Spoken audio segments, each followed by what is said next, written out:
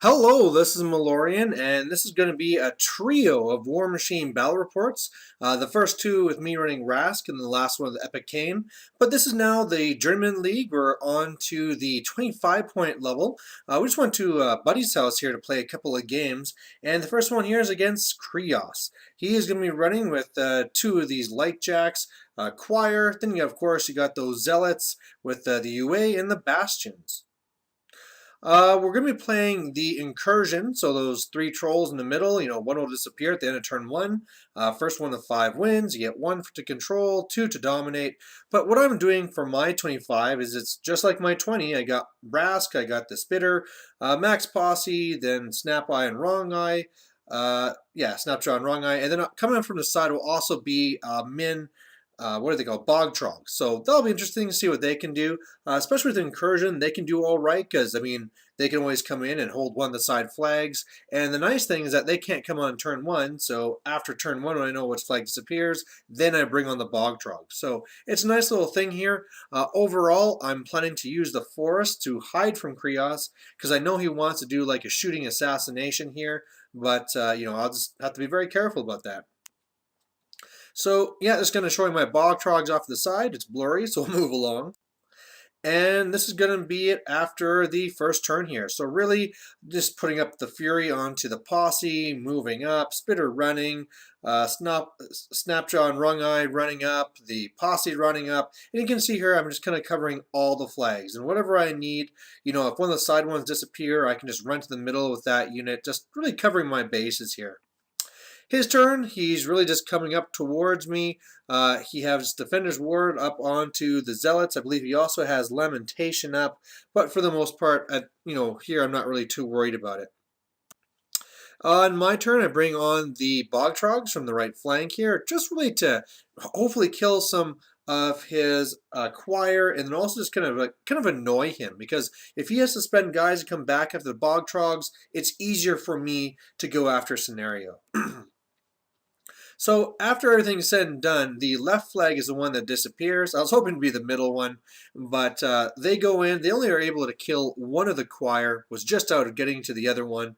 Wrong Eye goes up. And actually, he uses the Animus, and then he charges one of the Bog Trogs to get in contact with the flag on the right. So I get a control point there. Otherwise, I put Rask into the forest to hide. I put up Inhospitable Ground, and I don't feat this turn. I think about it, but I decide against it.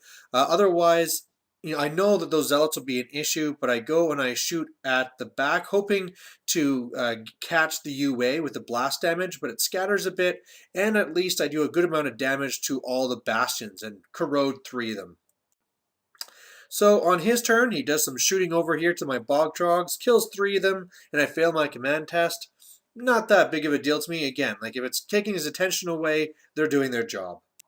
So end of his turn looks like this. Really, that Inhospitable Ground really kind of kept him away, but he still got to get a lot of his shots.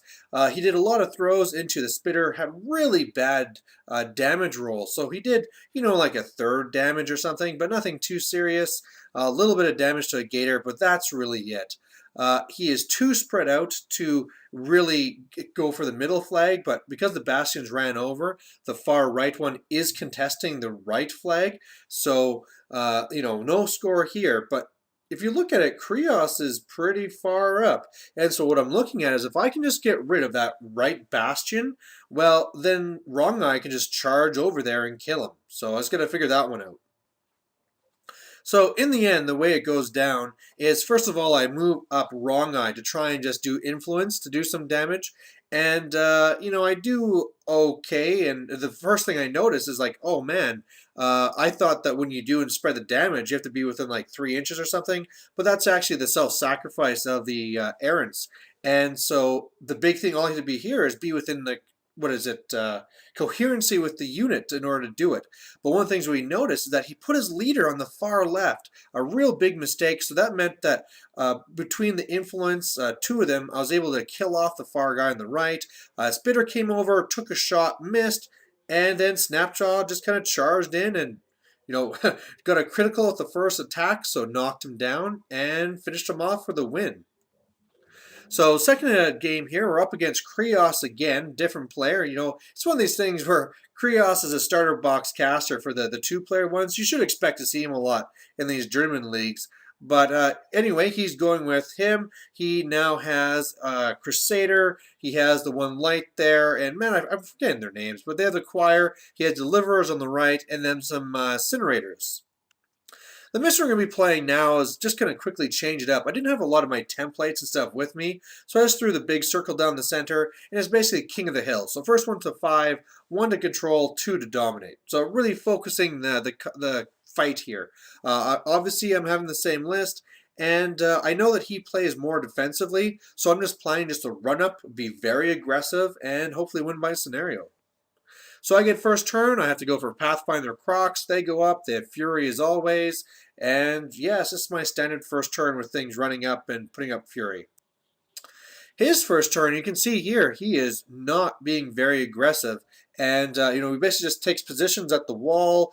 He's just kind of having incinerators in a kind of a good counter attack position. But the big thing is, remember, I got bog trogs, and so I'm all of a sudden going to have a pretty good attack there on the left. So that's what I do. Man, another blurry picture. Sorry, guys. But coming in here, I'm actually going to have 3 that can charge Krios in the rear, and then 3 that are going to be charging the incinerators in the rear. And even though I might not do tons of damage, if nothing else, I'm just going to tie up the majority of his army. So at the end of the turn, it looks like this. So really with those attacks, I did 4 damage to Krios. Could have been better, but whatever. The main thing is he's all tied up. Killed one Incinerator, did some damage to another one. Otherwise, the Spitter now has Admonition and going up. Yeah, I have Wrong Eye submerged. I had to do Pathfinder again, moved up the Gators, but this is my feet turn, so really, he can't shoot at me. I'm not worried about the pop and drop, and so I'm expecting him to really have to spend his time killing bog trogs. If he wants to shoot me at the Deliverers, they have to come out from behind the wall, and yeah, he's probably in a bit of trouble here. So on his turn, he has to spend a lot of activations to go after those bog trogs. At the end of the day, they failed their command test again, but again, they did their job. More than half his army had to fight them.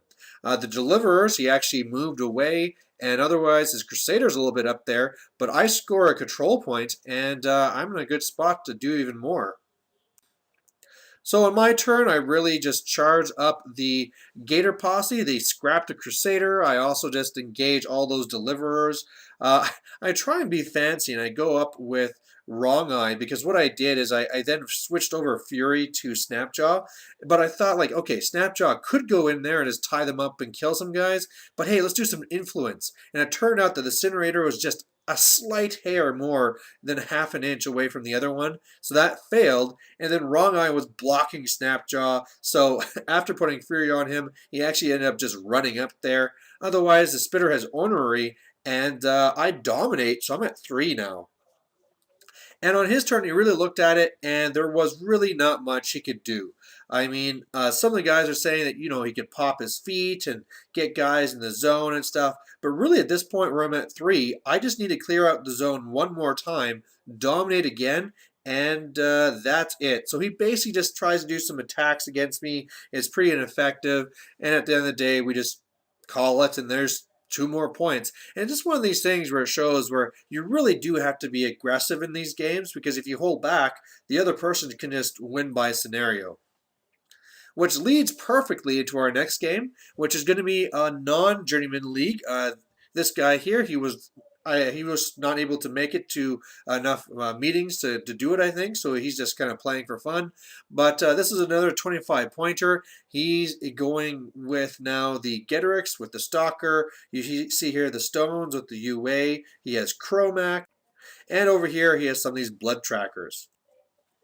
Now, he changed up the terrain again, but for the scenario, he actually just didn't want to bother with it. So that's going to be pretty good for me, because what I'm going to run at my 25 points is eCaine, who I'm trying to get better with, running in with a Stormwall, a Squire, Reinhold, a Nia, and a Holt, and then the Black 13th. And really, as soon as we knew, or I knew it wasn't going to be scenario, I know I really had this in the bag because really the way I see this going down is I can go up and I can shoot off the blood trackers.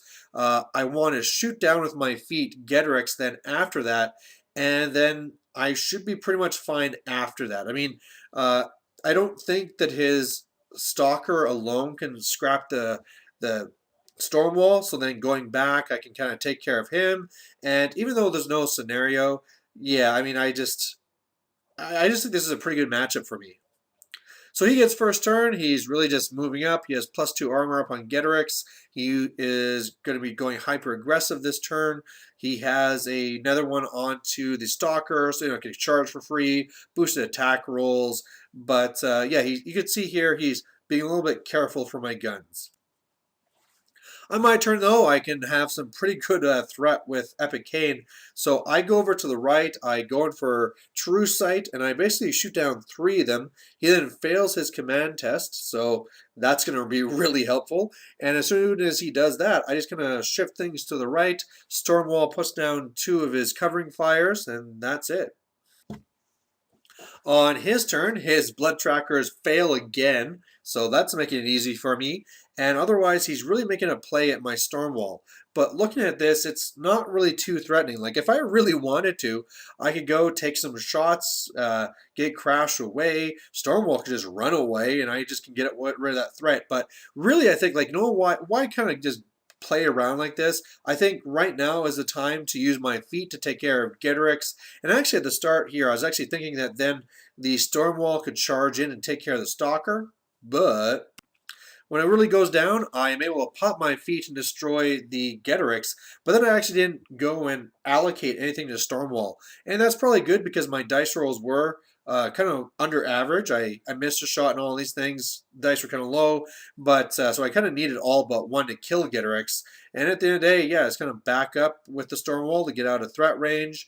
And that's really it. I took 1 shot with the 13th, killed another blood tracker, but yeah, I'm just kind of sitting back right now.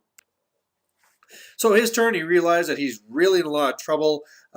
He teleports up his Chromac. He has a Stalker go and push him, and then he tries doing some rifts to me. And unfortunately, he was really trying to look at the threat range. He wasn't really sure, but like I said, he was in a bad spot anyway. So he decided just to go for it. Turned out that he was an inch short, and with all the deviates, yeah, nothing happened. He feats, gets more, just deviate again.